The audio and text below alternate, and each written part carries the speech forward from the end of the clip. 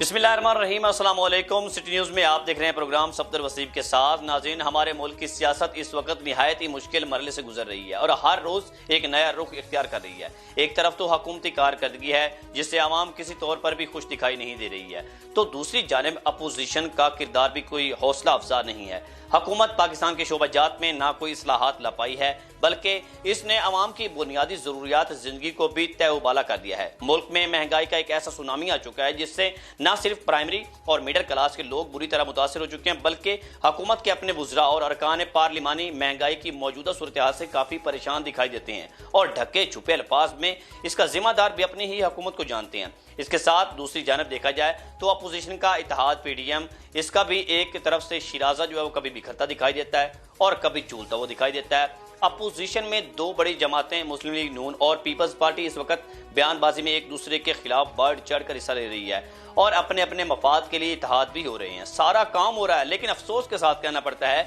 कि अवाम की किसी को भी परवाह नहीं है। इस सूरत हाल में अगर देखा जाए तो वो वाहिद जमात है जिसकी पार्लियामेंट में इतनी नुमाइंदगी तो नहीं है, मगर इसके बावजूद वो पूरे मुल्क में अपना एक वोट बैंक रखती है और एक अपनी स्ट्रेंथ रखती है, अवामी पावर रखती है, और इस जमात का नाम है जमात इस्लामी।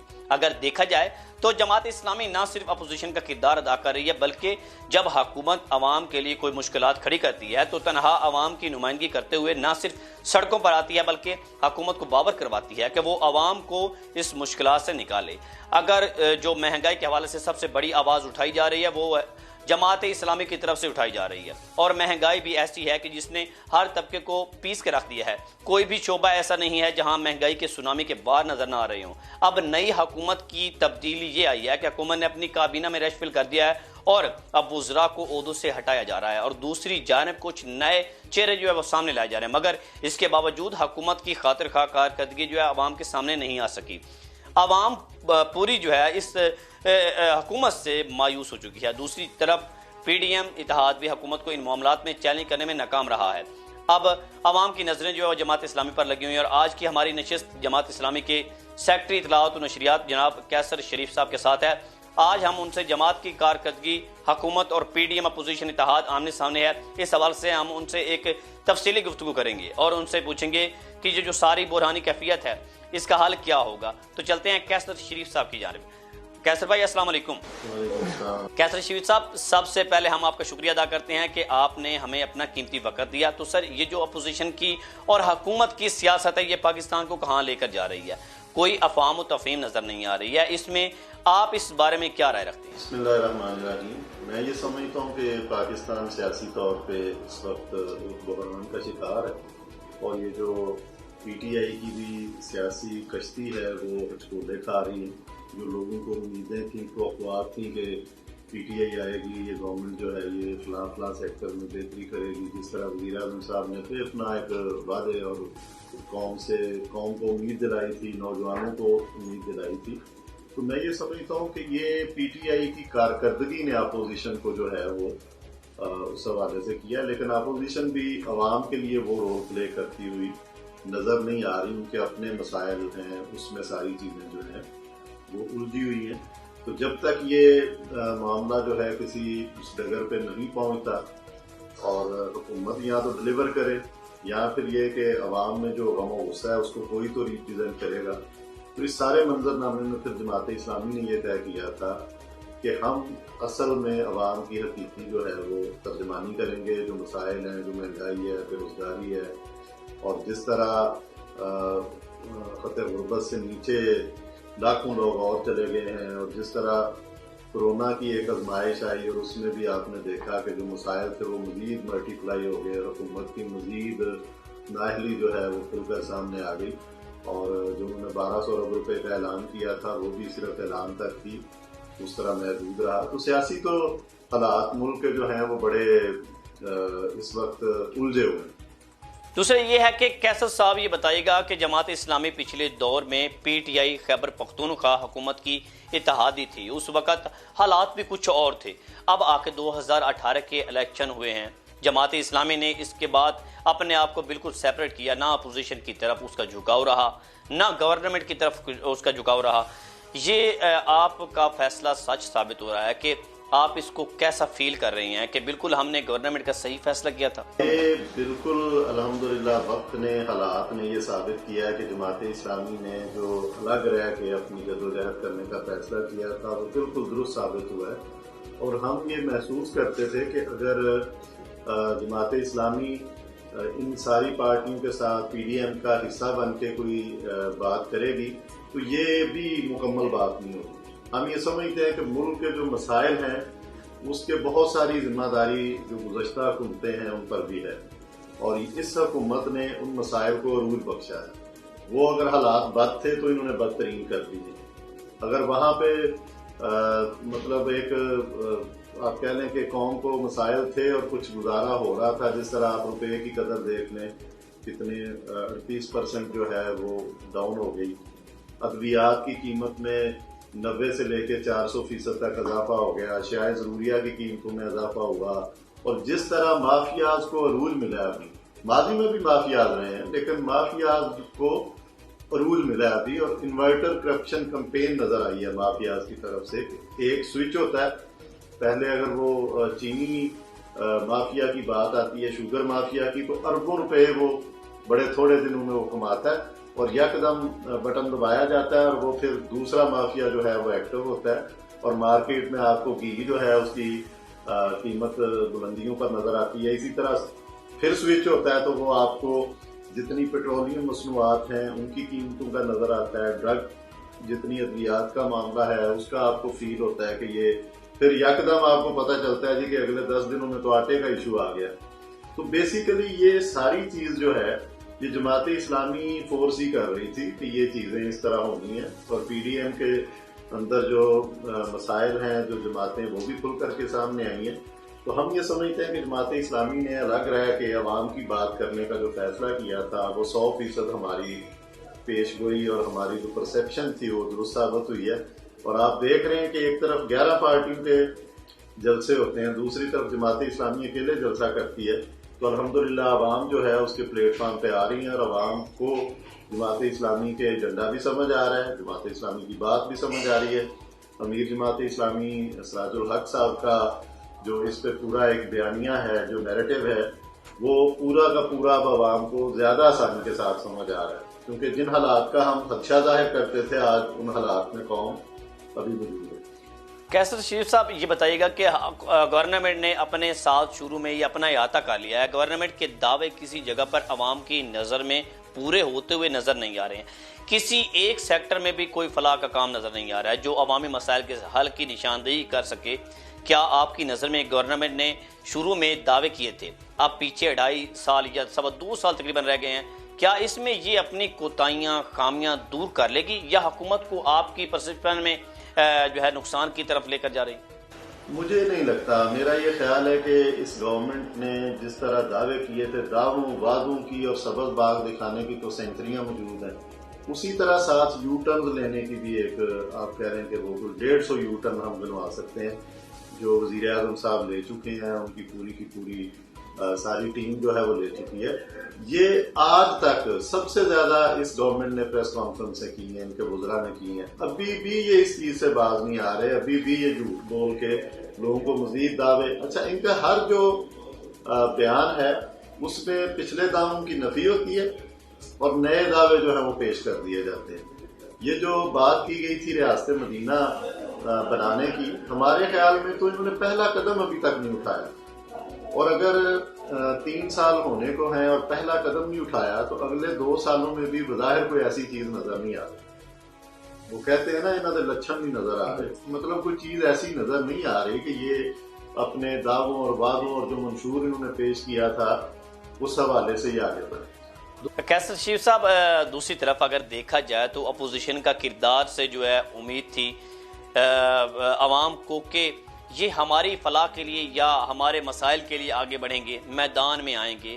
وہ تو اپنے ہی اختلافات میں کھل کر پی ڈی ایم سامنے آ گئی ہے، ان کی حکمت عملی کبھی کچھ ہوتی ہے بجائے اس کے کہ وہ حکومت کو دفاعی پوزیشن کو لاتے یا خود بعض اوقات اپنی دفاعی پوزیشن پر آ جاتے ہیں۔ کیا اپوزیشن کا رول بھی جو ہے آپ کی نظر میں کوئی ملک کی سیاست کو پازیٹیو یا کسی طرف سے لے کے جا رہا ہے، یا ملک کی سیاست چوچو کا مربع بنتی جا رہی ہے؟ دیکھیے اپوزیشن کا جو رول ہے، جو اپوزیشن کا رول ہونا چاہیے وہ تو یہ ہے کہ عوام کے مسائل پر بات کی جائے، عوام کے مسائل کے حل کے لیے کوشش کی جائے۔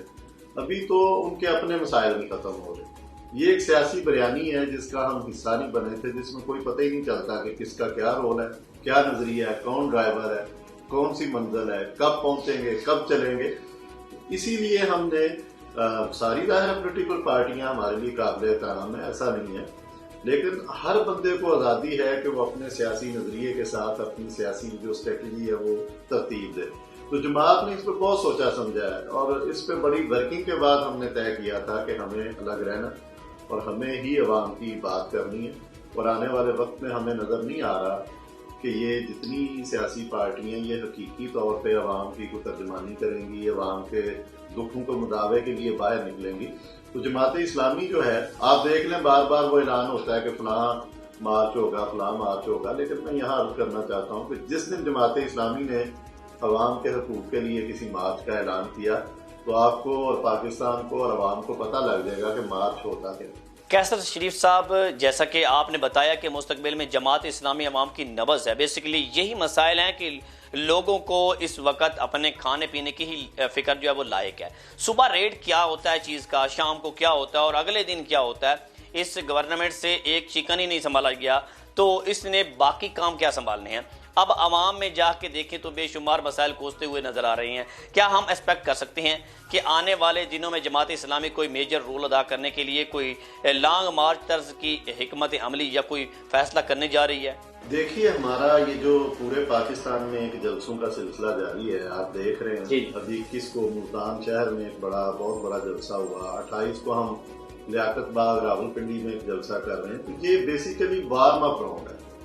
عوام کو ہم دیکھ رہے ہیں، عوام جس طرح ان جلسوں میں آ کے پذیرائی دے رہی ہے، یہ وارم اپ راؤنڈ ہے۔ اگر ابھی بھی دیکھیں، ہم یہ چاہتے ہیں کہ حکومت جو ہے وہ ابھی بھی اچھے اقدامات کرے، اپنے وعدوں کو پورا کرے، عوام کو ریلیف دے، ان چیزوں میں، ان کی قیمتوں میں کمی کرے، روزگار کا جو 1 کروڑ کا وعدہ تھا اس کی طرف آئے، 50 لاکھ گھروں کا جو وعدہ تھا اس کی طرف آئے، روپے کی جو اسٹرینتھن اس کو کرنا تھا، قدر بڑھانی تھی اس کی طرف آئے، جو GDP بڑھنا تھا اس کی طرف آئے، جو آپ کا اکانومی کے جتنے اشاریے ہیں وہ سارے کے سارے کہاں پہنچ گئے ہیں۔ سبز پاسپورٹ کو عزت دینے کی بات کی جاتی تھی، ہم اس کی طرف نہیں آئے ابھی تک۔ جماعت اسلامی چاہتی ہے کہ ایسے یہ نہ کل کو کہے کہ ہمیں موقع نہیں دیا گیا۔ جماعت اسلامی کو بار بار نشاندہی کر رہی ہے جو حقیقی اپوزیشن کا ایک کردار ہوتا ہے۔ اگر یہ پھر بھی نہ آئے تو جماعت اسلامی انشاءاللہ کو بڑا اعلان کرے گی، اور اس اعلان کو واپس لینے والا معاملہ نہیں ہوگا، وہ حقیقت میں پھر لانگ مارچ بھی ہوگا۔ اور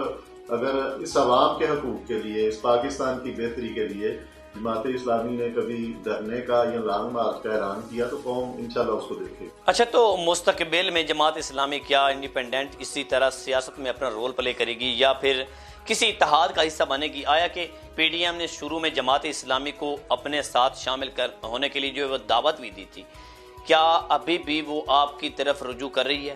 دیکھیے PDM کے حوالے سے گزشتہ دنوں 1-2 دن پہلے جس طرح بلاول بھٹو زرداری صاحب منصورہ میں تشریف لائے، ہم نے بھی ان کو ویلکم کیا اور بڑی تفصیل سے ملاقات رہی سراج الحق صاحب کے ساتھ اور پوری قیادت کے ساتھ۔ تو PDM کے اتحاد میں تو انہوں نے بھی ہمیں کہا، لیکن ہم نے اس پر معذرت کی اور ہم آنے والے وقت میں بھی کسی اتحاد کا حصہ نہیں بنیں گے۔ البتہ سیٹ ایڈجسٹمنٹ کی آپشن جو ہے وہ کسی بھی سیاسی پارٹی کے لیے اوپن ہوتی ہے۔ کوئی بھی سیاسی پارٹی حالات اور معاملات کے مطابق جو ہے وہ فیصلہ کر دیتی ہے۔ تو جماعت اسلامی نے یہ اصولی فیصلہ کر لیا ہوا ہے کہ اپنے جھنڈے اور اپنے نشان کے ساتھ انشاءاللہ ہم انتخابات میں جائیں گے۔ البتہ سیٹ ایڈجسٹمنٹ کی گنجائش ہے، اس پر وقت آنے پر جو ہے وہ فیصلہ کیا جائے۔ کیسر شریف صاحب، ہمارا ایک سوال ہے لیکن ہے تھوڑا سا تیز، وہ یہ ہے کہ جماعت اسلامی، اس میں نو ڈاؤٹ کہ جماعت اسلامی سے بڑے کوئی اجتماعات نہیں ہوتے۔ جماعت اسلامی کا معاشرے میں ایک بڑا رول ہے، بڑا کردار ہے، کیونکہ آج تک اس پر کوئی کرپشن کی انگلی نہیں اٹھا سکا، نہ کوئی اس جماعت نے کی ہے۔ اس جماعت کی بنیاد سے لے کر آج تک لوگ اس پر اعتماد کرتے ہیں، لیکن کیا وجہ ہے کہ الیکشن میں جا کر لوگوں کا مائنڈ سیٹ کیوں چینج ہو جاتا ہے؟ کیوں پھر وہ اس جماعت کو اگنور کرتے ہیں یا ووٹ نہیں دیتے ہیں؟ کیا وجہ ہے کہ کرپشن سے پاک جماعت جو اگنور اس کو کیا جاتا ہے؟ الیکشن کے حوالے سے ہر یہ جو بڑی اہم بات ہوئی کہ الیکشن کی اصلاحات ہونی چاہیے. پی ٹی آئی کا بھی نعرہ تھا، عملی طور پہ کچھ نہیں کیا. اس دن جو سراج الحق صاحب کی اور بلاول بھٹو صاحب کی ملاقات ہوئی، اس میں بھی بہت زبردست اس پہ کنسنسس ہے. پیپلز پارٹی نے بھی کہا کہ ہم قومی سیاسی پارٹیوں کا جو ڈائیلاگ ہے جو سراج الحق صاحب تجویز دے رہے ہیں اس کو انڈورس کرتے ہیں.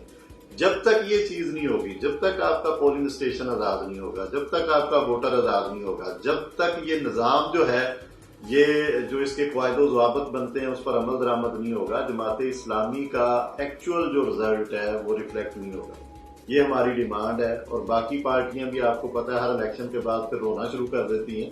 تو آج ہمیں اس پہ اصلاحات پہ آنا چاہیے. میں آپ کو الحمدللہ دعوے سے کہہ سکتا ہوں کہ جس دن آپ کا انتخابی نظام شفاف ہوا، اس میں اسٹیبلشمنٹ کا رول اور وہ طاقتیں جو کہ اس کو مولڈ کرتی ہیں وہ نہ ہوا، وہ پیسے کا جو ایک کلچر بن چکا ہے وہ بھی نہ ہوا، لوٹا کریسی کو جو جس طرح حوصلہ افزائی کی گئی ہے اس کو حامی کی بجائے خوبی بنا دیا گیا ہے، وہ بھی ختم ہوئی.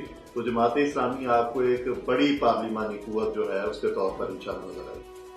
کیسر شریف صاحب، 2023 میں انتخابات ہونے جا رہے ہیں، اس سے پہلے کیا حالات ہوتے ہیں وہ تو اللہ تعالیٰ بہتر جانتا ہے. کیا اس کے لیے جماعت اسلامی کوئی ایسی حکمت عملی تیار کرنے جا رہی ہے جس سے پچھلی کوئی خامیاں دور کر کے اس دفعہ پارلیمنٹ میں اکثریت سے سیٹیں حاصل کی جائیں؟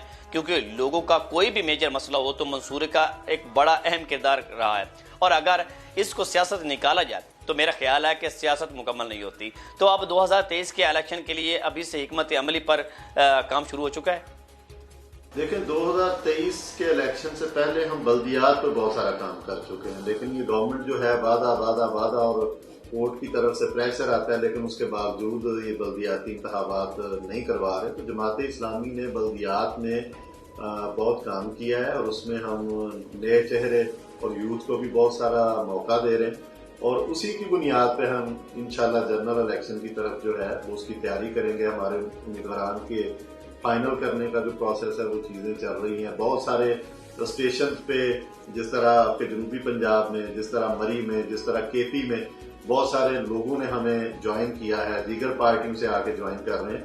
تو یہ جماعت اسلامی کا یہ جو رول ہے اس کی وجہ سے ہے، جو ہم علیحدہ رہ کے عوام کی بات کر رہے ہیں، عوام کے لیے آواز بلند کر رہے ہیں. تو میرا خیال ہے آنے والے الیکشن میں جماعت اسلامی انتخابی پلیٹ فارم پہ انشاءاللہ ایک بڑی قوت کے طور پہ آئے گی. لیکن پھر وہی بات کروں گا، ضرورت اس چیز کی ہے کہ انتخابی اصلاحات ہوں، الیکشن کمیشن مضبوط ہو، اس پر عمل درآمد ہو، تاکہ یہ ڈسکے والا جو ایپیسوڈ ہے یہ بار بار جو ہے وہ نظر نہ آئے. تو انشاءاللہ آپ دیکھیے گا، ہوپ فلی جماعت اسلامی آنے والے بلدیاتی انتخابات میں بھی اور جنرل انتخابات میں بھی بہت بڑے پیمانے پہ جو ہے وہ الیکشن میں آپ کو نظر آئے گی. جی ناظرین، یہ تھے ہمارے ساتھ کیسر شریف صاحب، جماعت اسلامی پاکستان کے سیکرٹری اطلاعات و نشریات، جن کے ساتھ آج ہماری گفتگو رہی. واقع میں ہی جو جماعت اسلامی ہے یہ ملک بھر میں متحرک جماعت ہے اور عوام اس کی پالیسیوں کو پسند بھی کرتے ہیں. سیاست میں ان کا ایک اہم مقام ہے. امید رکھیں گے کہ آنے والے الیکشن میں سیاست جو بھی ہوگی اس میں جماعت اسلامی مرکزی کردار ادا کرتے ہوئے عوامی ترجمانی کا بھرپور حق ادا کرے گی. اسی کے ساتھ اپنے میزبان صفدر وسیم کو اجازت دیجیے. اللہ نگہبان.